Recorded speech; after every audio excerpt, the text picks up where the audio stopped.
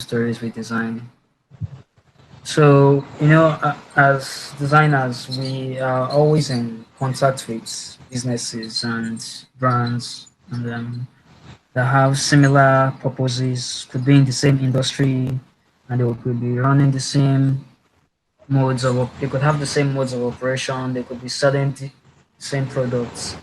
So as a result of this, these businesses, they tend to have similar design problems, and it's always left to the creatives that they hire or employ to provide a design solution for that.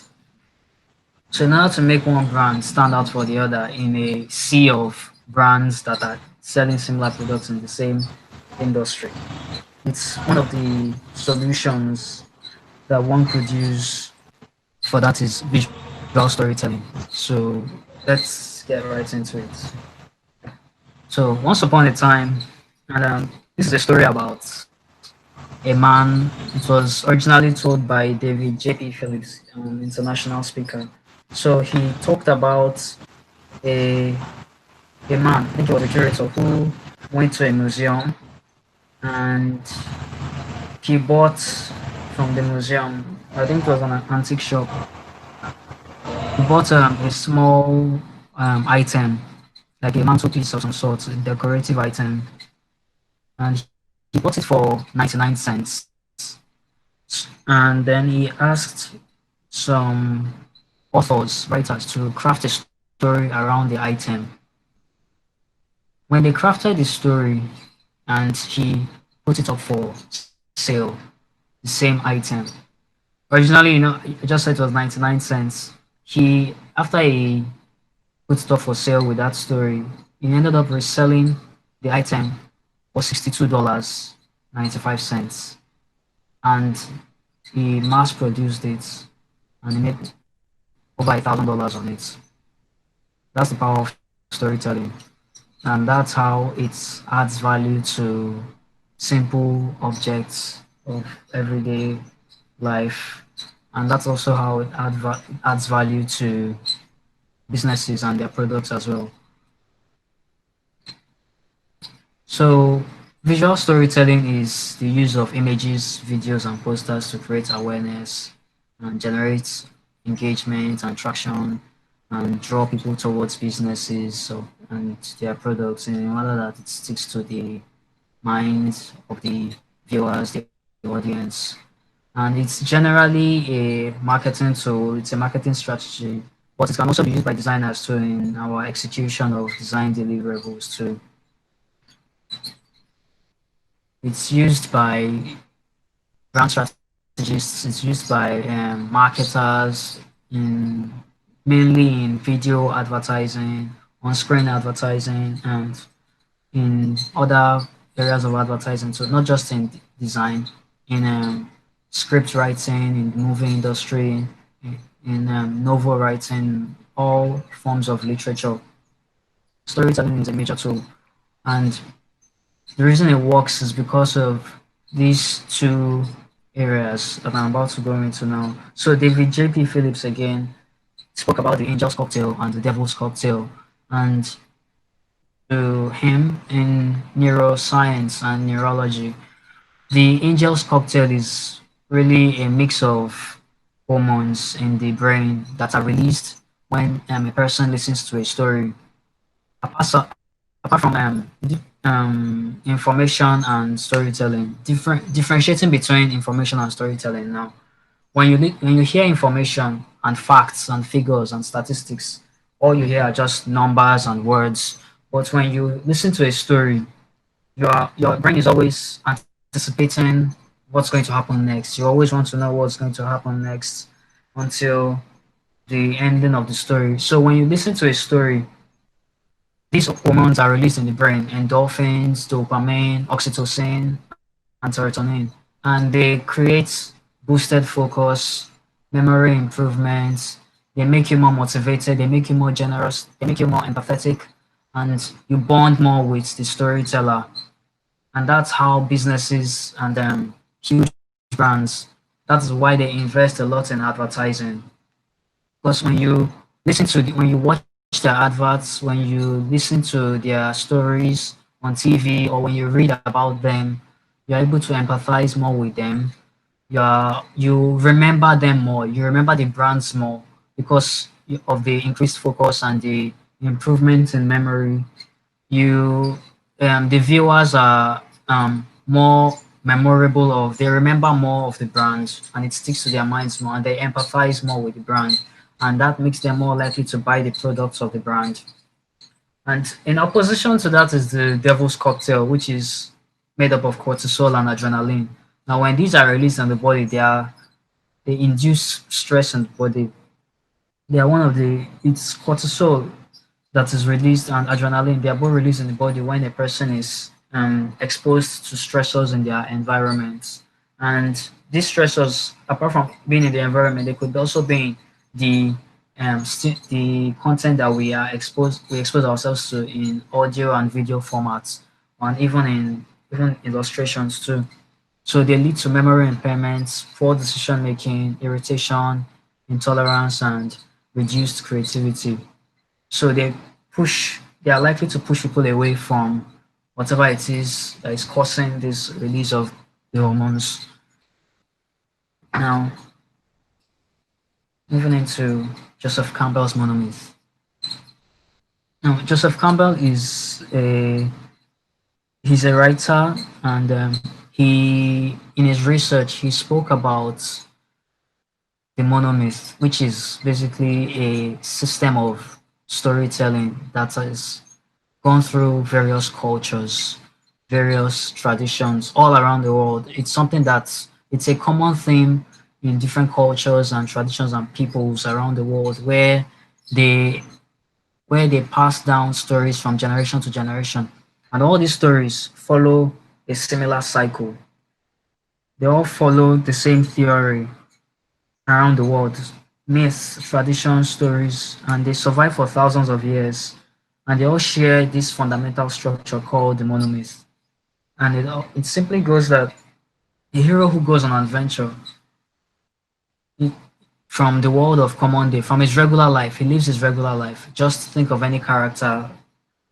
He goes on an adventure and he enters a decisive crisis in a new world, a strange world to the hero, a world of supernatural wonder, and he meets fabulous forces.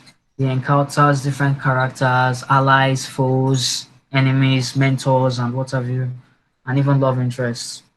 And in a decisive victory, in a decisive crisis, he wins, and then he comes back home to his regular life, changing to a different person, changing one way or the other, and the person is transformed entirely.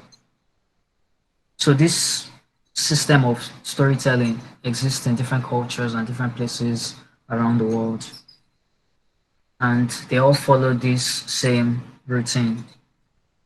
A character in the ordinary world, goes through, he sees something, he's exposed to something, he notices something, and there's a call to adventure. He has to leave his ordinary life, his ordinary world, to leave to enter this new space, this new unknown special world.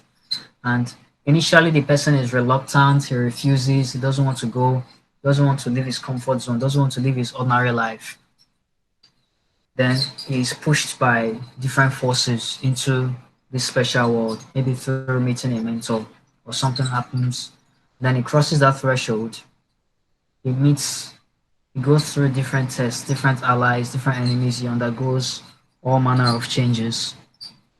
And then the approach, he goes deeper into the world. He faces more difficulties. And then he's faced with despair, failure, rebirth, even death. And at that moment of death, he suddenly goes through a rebirth, a resurrection of some sorts, and he gains new power, he gains a reward, and he's victorious. And then he returns back with a change, some form of elixir. It could be an item, it could be getting. a new character. It could be a change of heart, a change in character. It could be a reward of some sort. And this system goes through. You can see it in movies, you can see it in adverts, you can see it in novels, you can see it in comic books, you can see it in any form of media where there is a character involved. It moves from his ordinary world, goes through some struggle in a special world, and then he returns back to the ordinary world, having changed in some form of way. An example of this in movies and media is Treasure Planet. If anyone has seen Treasure Planet, it's about a restless teen who leaves his home.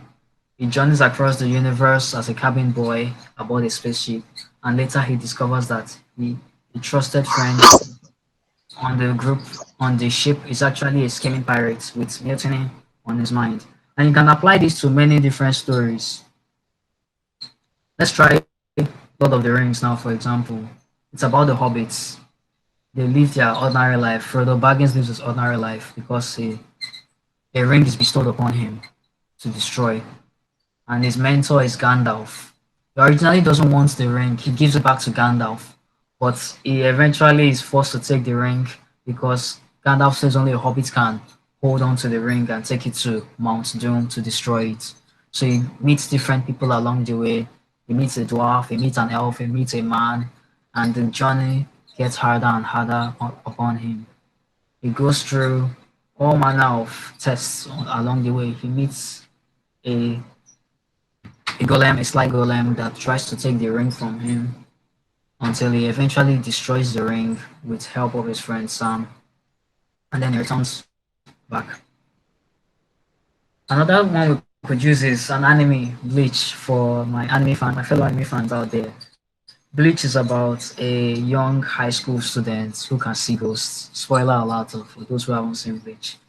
And in order to, in his regular life, he can see ghosts. But suddenly, one attacks him and he's forced to protect himself with the powers of a strange girl who grants him abilities of something or someone called a Soul Reaper. And as a result, he has to fight the ghost in her stead until she regains her powers. Another example is Doctor Strange. And Doctor Strange is a proud neurosurgeon who loses the ability to use his hands. He's originally arrogant, then he goes to visit this mysterious guru to heal himself, and then he becomes a great sorcerer under tutelage. So if you look at these stories, you can literally apply them to any movies that come to your mind. And the reason why they're all as well so relatable is because of the same reason. When we're watching these things, these hormones go through our heads. We are more focused because our full attention is on the movies we are watching. Our focus is increased. Our memories are improved. We are motivated to watch it. We empathize with the characters. We empathize with them. If you think about why Marvel is so successful, that's why their movies are so successful, because we empathize with the characters. We we grow with them and we bond with them. So we love the movies more that way. And when you're watching horror movies too, the same thing. You're more focused. Your heart is pounding, and it goes the same way too. So let's move on to Christopher Book's 7 basic plot types. Now, according to Christopher Brooks, he said that there are 7 basic plot types used in different movies, in different stories, generally, not just movies. Yeah. And the first one is quests, which is the basic one. Lord of the Rings, Treasure Planet, and there are many other examples of quests that you can think about. They usually revolve around movies that involve adventure of some sort. And brands have also used the quest formats for advertising. They've used it in brand marketing as well. Maybe telling the story of how a particular business started up. Another example is Manhunt. In Manhunt, the protagonist, the main character, sets out to defeat an antagonistic force, some kind of evil of some sort, which threatens him or it threatens his family, his homeland, wherever he comes from or his origins. An example of that is It and The Ghost and the Darkness. These are two horror movies, by the way, and they both involve overcoming some powerful force. Other examples would be Alien or any other horror movie you could think about involving some monster in the literal sense. And in branding and marketing, an example would be a small business entering a new market to face one of the bosses in the business, one of the established brands in that business. Or in movies too, it's always overdog versus underdog thing. That is the whole scenario around the Manhunt plot type. A small force trying to overcome a bigger force, where the small force is usually the main character, and the bigger force is the villain or the antagonist or the rival. In Metamorphosis or Rags to Riches, an example is The Greatest Showman, Cinderella, and other movies involving someone or any character moving from being poor or gaining assets or power in some way, then they lose it due to some issues, due to some struggles, and then they gain it back eventually. Another one is Aladdin and Trading Places. In comedy, the protagonist or the main character is destined to be in love and something keeps pushing them apart. Think of any rom-com. Runaway Bride and Princess, which are good examples of that. And they are at the unnatural barrier, they struggle with something that keeps them apart until it is resolved and they are able to come back together. Romeo and Juliet is also an example of a comedy. In tragedy, the villain dies. The villain is the main character. In Joker, spoiler alert coming, although he didn't die, but his character went through a downward spiral, a negative spiral, which led to him becoming the Joker. Scarface 2 is also an example of a tragedy.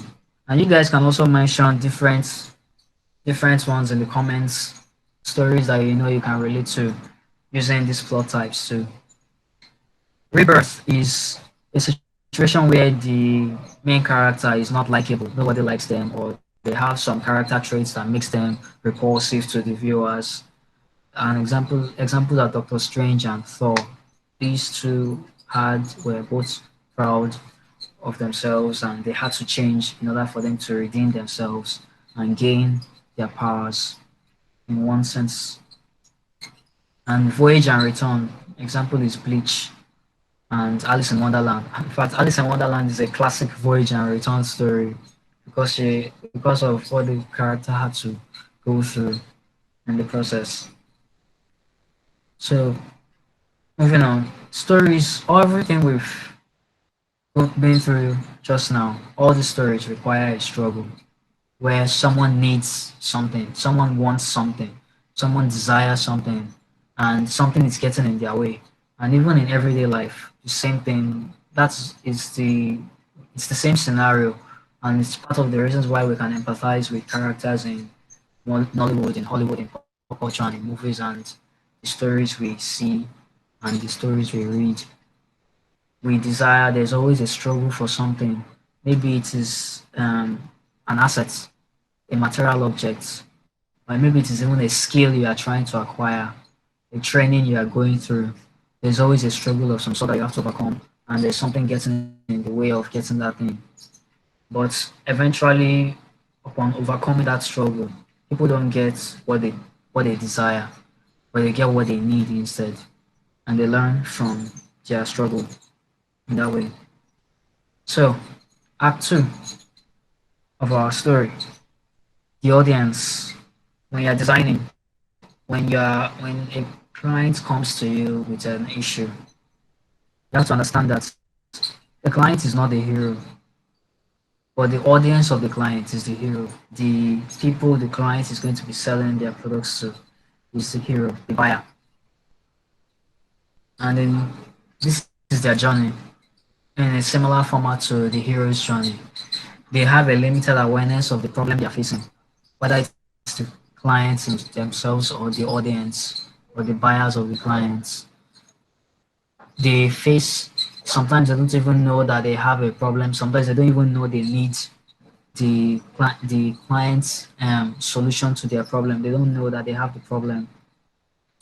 Then the call to adventure, they become aware of the problem, maybe through an advert, through a poster they see, and they realize that, oh, I didn't even know that I needed this product. Then a refusal to get that particular product. That why should they buy from that client? Why do they need that? Why is it that it is that particular business that they want the product from? Why is it their own particular solution that they desire? So they need to be assured by the client of why they need a particular. They need to become trusting of the clients of the business. So they are assured through visuals, through advertising, further advertising, and different media and explanations to become assured that this product is legit, this business is legit, this service I am being offered is legit, and I can invest and put my money into it. And they can commit to this product by accepting this brand, by empathizing with this brand through advertising, through being exposed to the media, through marketing, and they experiment with the product. And they prepare to stay with this product for the long term, to stay with this service and this brand for the long term, and using this product and applying it in their everyday lives. And maybe along the way, they go through, maybe the product is an app, it has some bugs, and the buyer, the user gets irritated, or the service has issues and struggles with customer care, and all manner of setbacks occur.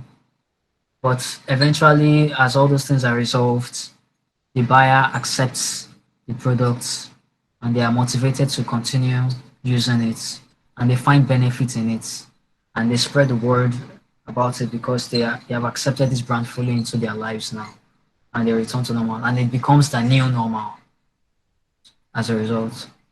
So that's the audience's journey through a product and it goes the same way for every product that they buy, every product they accept. And in China, it's our job if we're using branding as a brand designer, as a graphic designer involved in logo design, identity design, in this aspect of design, to use metaphors in our identity designs. When a client comes to you and you want to start working on a project for them, it's important to understand the client's needs, to understand their challenges, to understand the issues they are facing before we begin. And then along the way, as you're designing the identity, as you're researching, it's important to break down the client's problems into keywords, into short phrases and sentences that will help you in your research. And along the way, these keywords will inform your design decisions through metaphors. So you look for symbolisms online in order to avoid throwing in a generic logo design or throwing in a generic brand because it's very easy to fall into these things since ideas are very rampant. Ideas could be coincidental on the internet. It's very easy to come up with something that somebody else has come up with before. So in order for it to be unique, you need to use storytelling in your branding, such in the use of metaphors given by the stories of the client and the brand. And there are situations where the story of one brand could be the same as the story of another brand. So it's important to do proper research and for the clients to articulate their business origin stories properly, their brand values, and what the business stands for. There's always something unique in each business that one can use in, even if it isn't just a name. You can use visual storytelling to translate that visually, whatever the client talks about. And through the research, maybe it's a keyword of some sort. You can convert this using symbolism, whether it is in the colors, in the words, in the name of the brand. There are various examples one could use because the importance of this is if you go online, maybe it's a camera, a photography brand now. If you go online, you see different logos of cameras and they all look strikingly similar. In order to do something that is similar to what's already online, to do something unique, you need to combine materials from the culture that the brand is present in, combine materials from tradition, from the business lingo, from the stories the client is going to tell you about their business, their information, the company profile, whatever information the client provides for you to use to articulate their brand's values and what they stand for. And you can project this in the branding, in the print material, in the colors, in the typography, and you ensure that everything is consistent, setting the right mood. And it's also important to use the proper copy in this content. And that also brings me to using proper copy. And it's not always okay to use lorem ipsum dolor in dummy text in general when you're presenting brand materials and mock-ups to clients. So it's also important for us to compose the right copy for them to use because it will also give the clients better ideas on how to better market themselves and use the brand materials that the graphic designer provides for them effectively. The next one is illustration. Now, storytelling is particularly important in illustration because when you're putting together a composition, it's important to get the message right and also be clear in the messaging, whether it is in the camera angles that the composition is setting, whether it is in the kind of colors you use, how you set the mood right, the how you set the lighting right, the texturing, the illustration style. So if you go online, we see different illustration styles, we see different moods in our illustrations, we see the different colors. When a client comes and they need an illustration for their business, it's important to you don't just use any illustration style. You have to do your research in choosing the right illustration style to project the right stories for them and setting the mood right. So you know what particular story you are presenting to the audience and the buyers of the clients. In product development,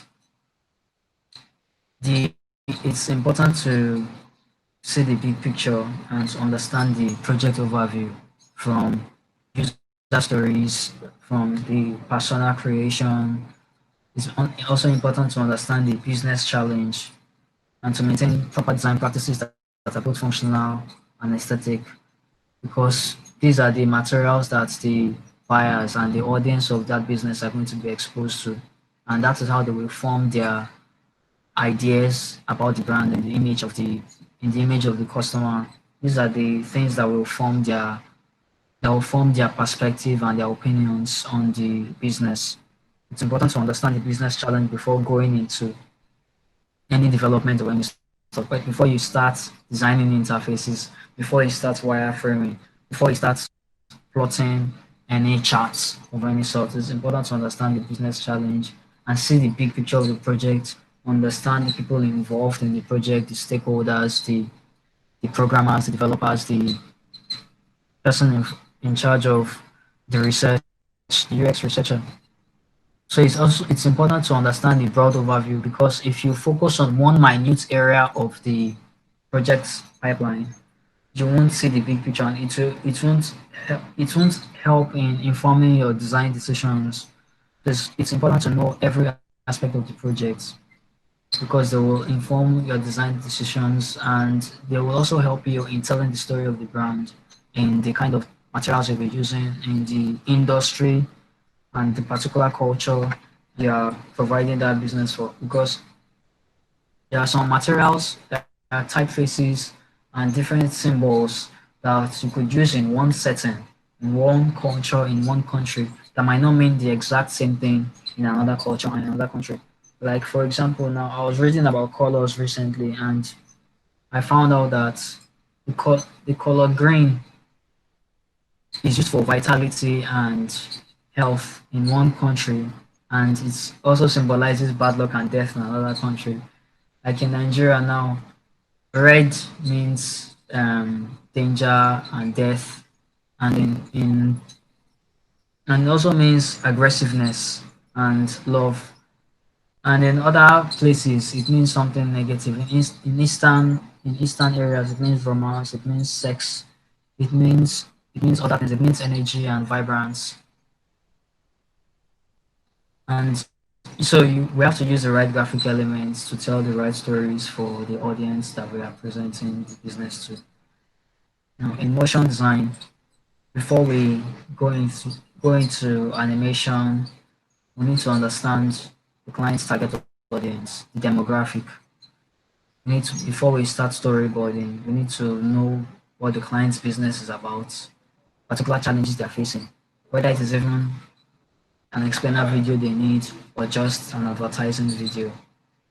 We need to understand the products of the clients and how it works and how they intend to market it. So when we are storyboarding too, we need to know the right angles to use, the right scenes, the right objects to use in the scene, the right typography, the right colors, and since everything we're talking about so far is design, this cuts across every area that we've been talking about so far. Knowing the business challenge, knowing who the client is before we before we start working, before we go into the drawing board. In his book, Austin Kleon, in his book, Still Like an Artist and Show Your Work. No, it was Show Your Work. Austin Kleon said that before he sits in front of the computer, he has two different tables, one for drafting with paper and drafting out the ideas, crafting the illustrations, the designs, and uses pencil and paper because it feels more organic and more traditional and more it feels more editable too, and you are more in control of what you are doing. So always start from pencil and paper before you go to the laptop or the computer and start designing. You create the storyboards from scratch, you craft the ideas, you sketch and you establish your designs and the particular story you want to tell on paper before you move to digital. And in motion design, there are 12 principles of animation. And of those 12 principles, the two that are particularly important in storytelling are staging and appeal. Staging sets up the scene for the audience, for what they are going to see. An appeal will determine how they are going to feel about what you are staging, about what you are presenting, and what they are seeing. So it's really important to get this straight when storytelling or when using storytelling as a tool in design. Now the next stage is what's your story? This goes to everybody, whether it's a business, whether it's an individual. What your story talks about, what challenge are you facing right now? It could be something in life, it could be something in the project you're currently doing, maybe a skill you're currently acquiring. The cycle is the same for everybody, for businesses, for people, for organizations, for companies, for non-profits. Maybe it's a skill that they're trying to acquire, something you're learning. There's always a struggle.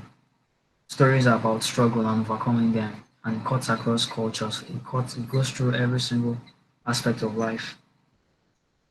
So whatever we're facing, whatever we're going through, whatever challenges is coming across our path, we know that the cycle is the same. Yeah, it always involves one leaving the comfort zone to acquire something. And upon acquiring it, we see the benefits and we accept it as part of our lives. And I'm just going to close with this simple statement. The cave you fear to enter hides the treasure you seek. Thank you for listening. The end. Wow, wow, wow. Thank you so much. Thank you so much, Nurudeen. That was such an amazing journey through visual storytelling, and it's just wonderful to see the parallels in the movies that we watch and the books that we read. It's just intriguing to see how similar all these things are and how we can apply them as designers. And I really want to appreciate you so much. I bet everyone in the audience has had such a great time. And at this point, I just want to tell us that we can ask questions. If you have any questions, please drop your questions here in the chat box. I'm going to be reading all of them out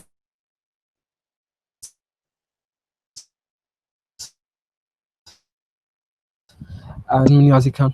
If you haven't already, you guys please go follow Nuruddin on Twitter. On Twitter, you can see it's at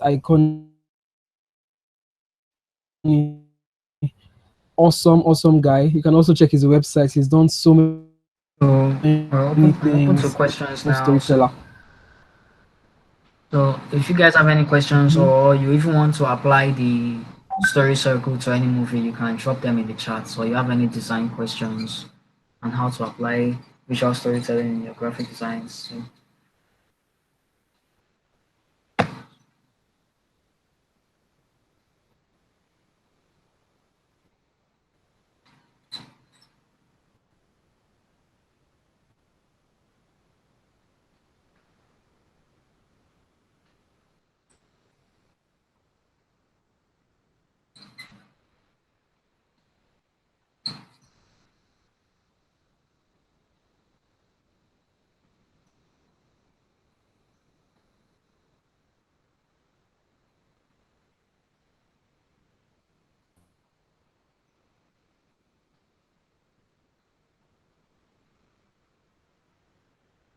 okay,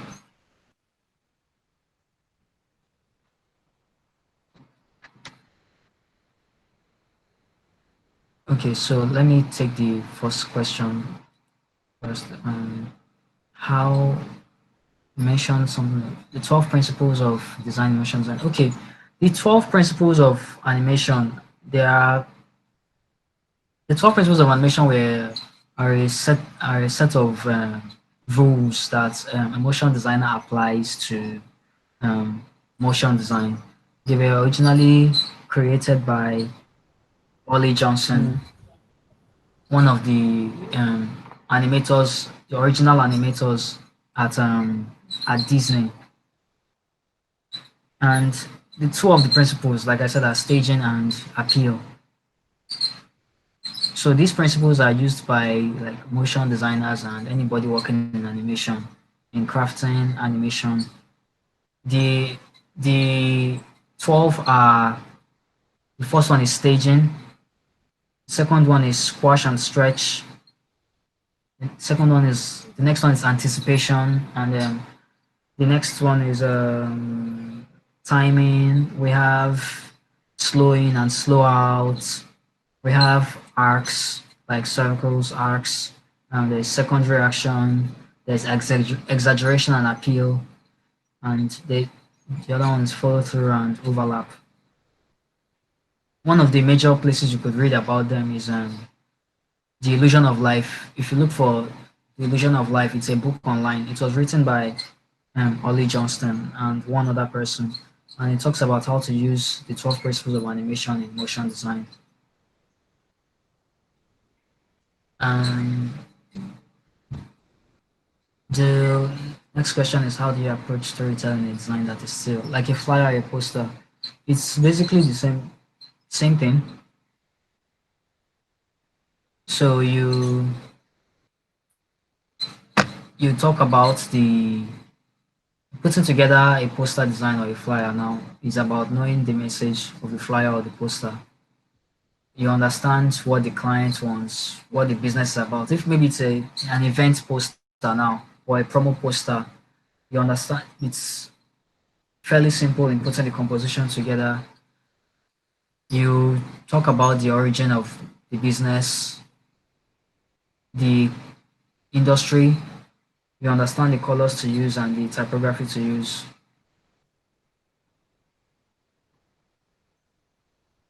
And to inform your design decisions too. Mm, the next question is how to apply storytelling in UI UX design. In UI and UX design, you start with the business challenge. Maybe they have an app, someone calls you that they want to design an app or something. you have to really know what the business is about. You need to understand the industry properly and the language of that industry. Maybe it's a fintech app or a stock trading app.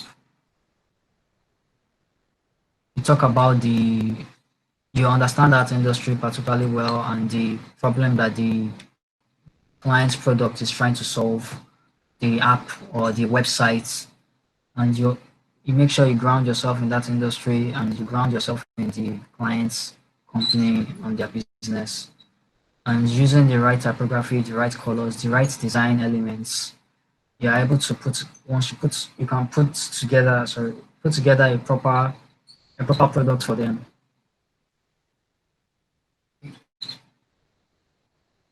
The cycle in applying the cycle in generally any design, it's an overarching thing.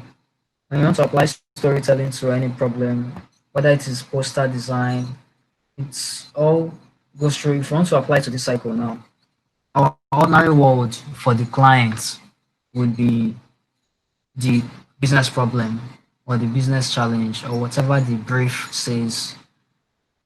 The call to adventure and the awareness, the resistance to change would be the research phase, drafting out the designs, sketching out the logos, understanding drafting the personas, if it's product development, and creating the wireframes, the UX research, asking the right questions, the user interviews, creating the information architecture, um, pulling out the typography you're going to use, pulling out the colors you're going to use. Then the execution of the design is the putting together the composition. If it's an illustration, drawing out the illustration on the computer basically. That's where the stages of committing to change, experimentation come in. And experimentation also covers presenting the initial designs to the clients. You know that there'll be back and forth there, so there's a struggle there. Next stage is setbacks. May not actually happen. They may not happen in every project, so you could move past that into accepting the change. The client accepts the change, or and the client uses the design in their business and it works, and they know that going forward, this is what their brand is going to look like. This is what you're going to be presenting. This is what the audience and the business is going to accept. And they are motivated to continue with it because they are seeing benefits in it. And they spread the word about this design through their marketing, through referrals for the designer too. So it works like that, and the cycle works like that continuously.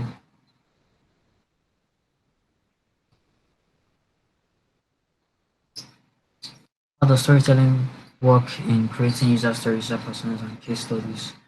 Okay, for user stories now, it starts from understanding the user's problem.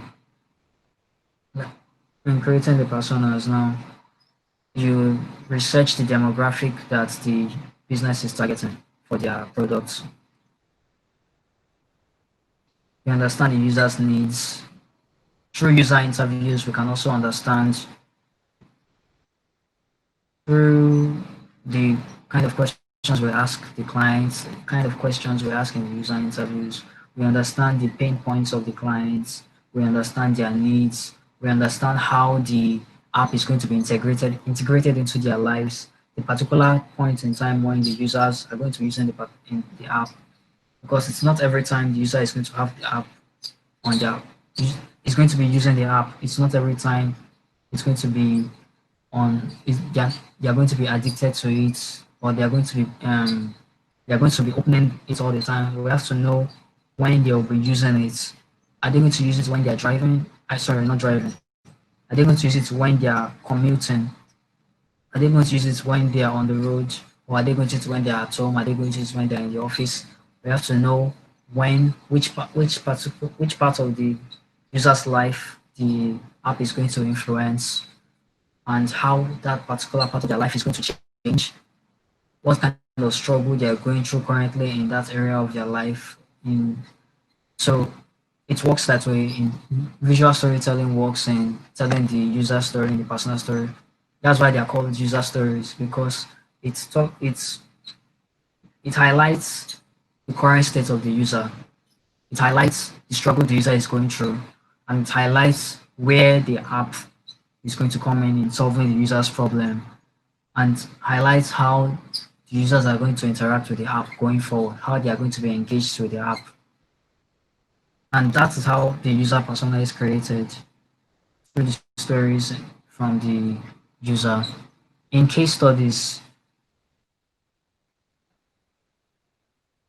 now, the user, sorry, not the user, in creating a case study now as a designer on your portfolio, so it starts from outlining the business problem, outlining who the client is, because whoever is viewing your portfolio is going to want to see a structured design, a structured system of how you carry out your work, how you execute client projects. Whoever is viewing your portfolio is going to want to see all these things, how your approach to problem solving. You have to highlight all these things in your case studies, your execution, your sketches, your flow, your workflow from research down to creating mockups. So all these areas, you start from how the client's business was before you executed their design. What the client's business looked like, the description of the client's company and everything. Then you talk about your research phase too, and how you came down with your design decisions. The first thing you should put when you're presenting a case study is the final result. That is what to actually catch the viewer's attention. So, oh, I want to click and look at this guy's design. How did he come about it? When you put the final logo design there and it draws attention, the copy you use in writing out your case study will matter too, because you don't just write so design for so clients. You have to also put in the industry, because that will draw attention too. You also have to put in the name of the business and the industry, like I said before, and the challenge of the clients too. You impute that into your case study as well, and how from there you move on to your sketches, your wireframes, your user stories, the personas you created to come about the project. From there, you also go into wireframes, the high fidelity wireframes, the UI designs, the colors you use, and why you use those particular colors, why you use the particular typeface you used, and you put in the final mockups too. You present the final phase of the project in your case study too. Oh, and you also you involve you also add to the case study the challenges you face in the project. That's something you put in midway through your case study. It's going to be something between the introduction of your case study, the introduction of the industry and the client, and the final results of the project. All right, thank you so much, Nurudeen. Can you hear me?